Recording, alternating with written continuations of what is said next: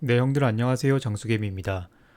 밤이 깊었는데 오늘은 간단하게 코비드19 치료제와 관련해서 이 투자 아이디어를 한번 이야기해 보려고 합니다.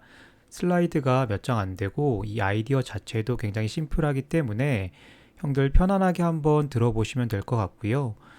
제가 제목을 조금 거창하게 적은 느낌이 있는데 뭐 낚시는 아니고 잘 되면 대박이고 잘 안 되더라도 투자자 형들이 크게 손해볼 게 없는 그런 아이디어라서 한번 이야기해 볼게요. 네, 이 자료는 이벨레이트 파마 2021년 프리뷰 자료를 바탕으로 했습니다. 조만간 이것도 간략하게 한번 리뷰하도록 할게요. 네, 약간 뿌옇게 나와서 잘 보이진 않는데요. 이 코비드19 관련된 항바이러스 제제를 한번 보시면 이 베클루리 그러니까 길리어드 사이언스의 렘데시빌의 매출 추정 컨센서스가 표시되어 있습니다.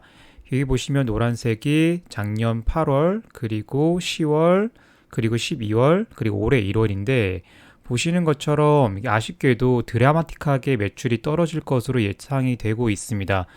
길리어드가 2021년에 이 베클루리 즉 렘데시비르 매출이 한 3조 원 가량 나올 것이다 라고 이 매출 가이던스를 잡았었는데 이 호락호락하지 않은 상황임을 알 수가 있습니다.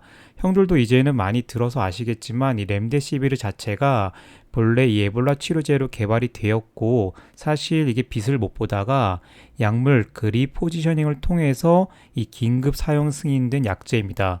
그런데 임상 결과를 보면 아주 뛰어난 효과를 보인다고는 이 말하기는 좀 어렵습니다. 어쨌든 오늘 주제는 제가 여기 밑에 표시되어 있던 머크의 몰루피라비르입니다.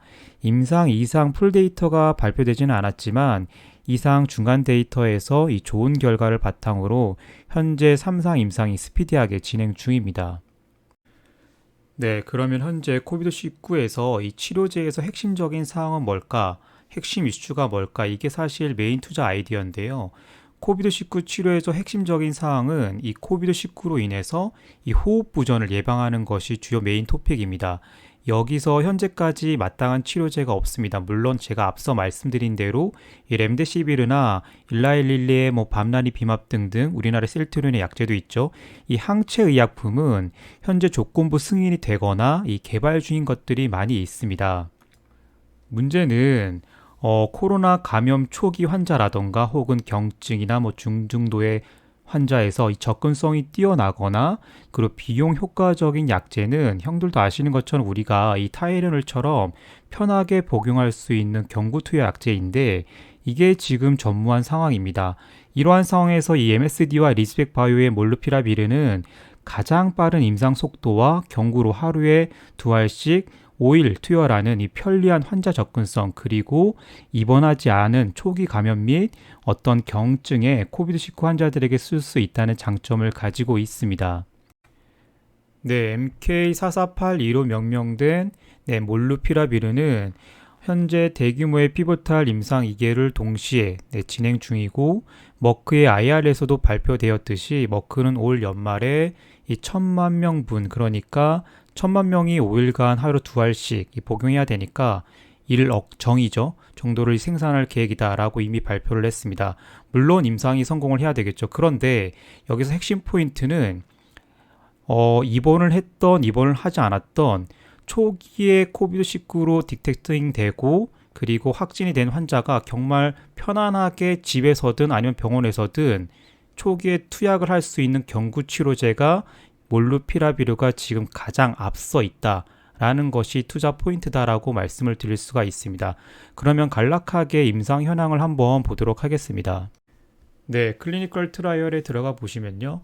네, 몰루피라비르로 대규모 피보탈 트라이얼이 2개가 돌아가고 있는 것을 우리가 알 수 있습니다. 일단 입원한 환자를 대상으로 한 임상을 한번 보시면 1300명 그러니까 대규모 환자들이죠. 1300명 환자를 대상으로 해서 임상, 2상, 3상을 동시에 진행하고 있음을 우리가 알 수 있습니다. 투자자들이 눈여겨봐야 될 것은 형들이 꼭 봐야 되는 거는요.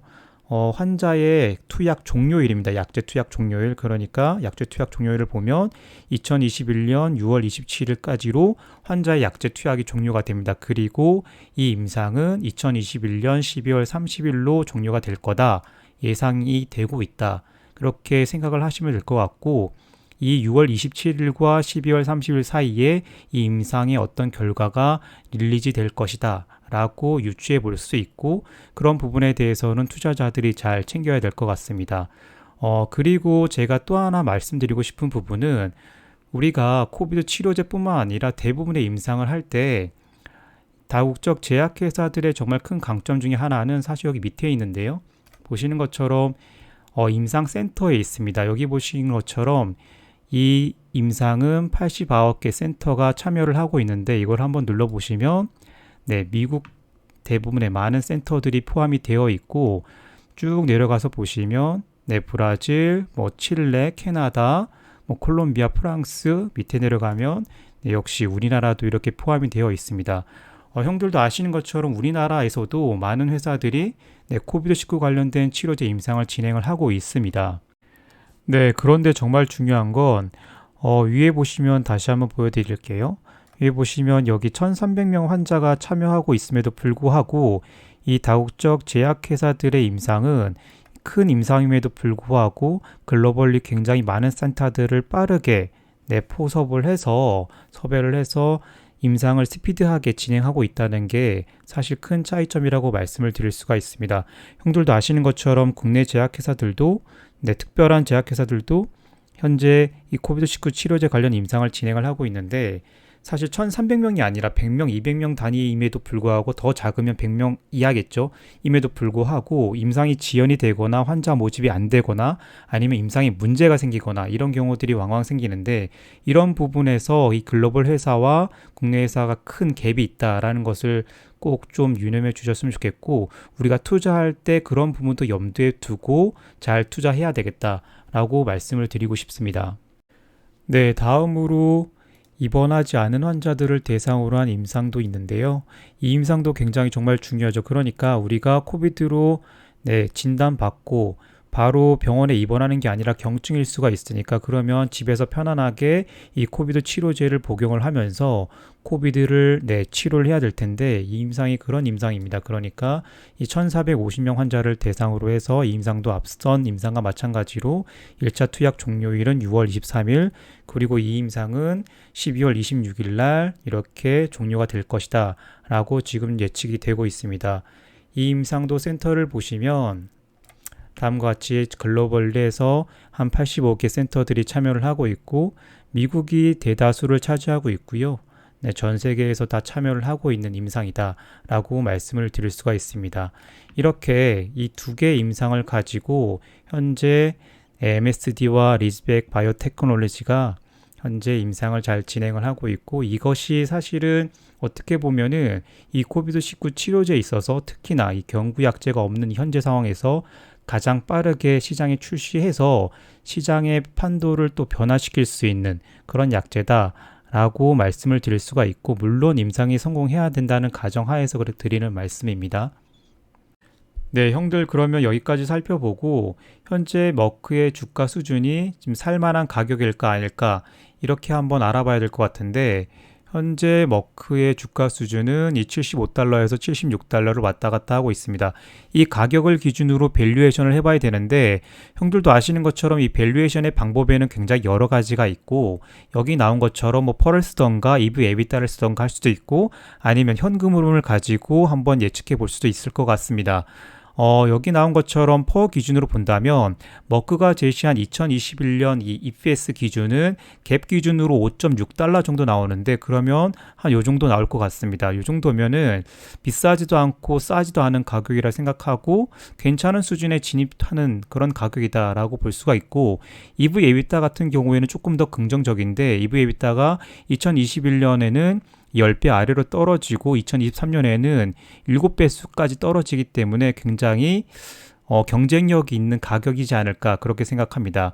그리고 형들, 제가 앞서 말씀드린 대로 이 강조드린 게 있는데, 이 제약회사는 정말 매출액이 가장 중요합니다. 매출액 때문에 그 밑에 단에 있는 영업 레버리지가 이 오르락 내리락 하는 것이기 때문에, 머크 기준을 본다면 머크는 2021년에 520억 달러 정도를 세일즈를 하고, 2022년에는 540억 달러, 2023년에는 한 560억 달러 정도의 매출을 내리라고 지금 애널리스트들이 이렇게 예측을 하고 있습니다.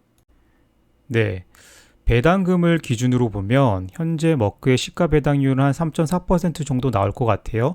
이 3.4%면 은행 금리보다는 나으니까 이 3.4%를 안전마진으로 깔고 간다라고 생각하고 투자를 하실 수도 있을 것 같습니다.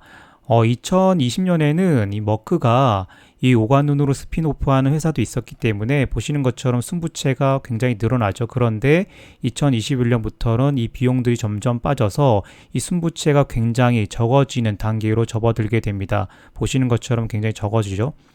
그렇기 때문에 현금 흐름이 더욱더 좋아질 거다라는 것은 당연하게 드는 생각이고, 여기 보시는 것처럼 머크의 현금 흐름은 굉장히 좋아집니다.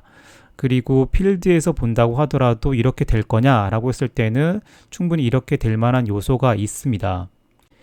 여기 옆에 보시면 이 애널리스트들이 편하게 계산을 해놨는데요.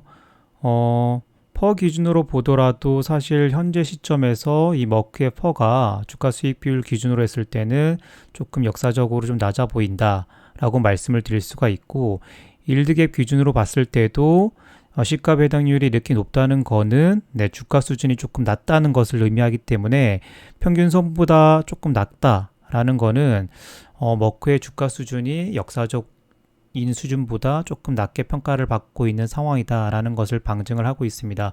그런데 여기에서 제가 앞서 말씀드린 대로 이 코비드19 치료제, 경구약제가 만약에 임상에 성공을 한다면 이 넷세일즈가 2022년부터는 굉장히 많이 붙게 되겠다라는 게 투자 아이디어고요.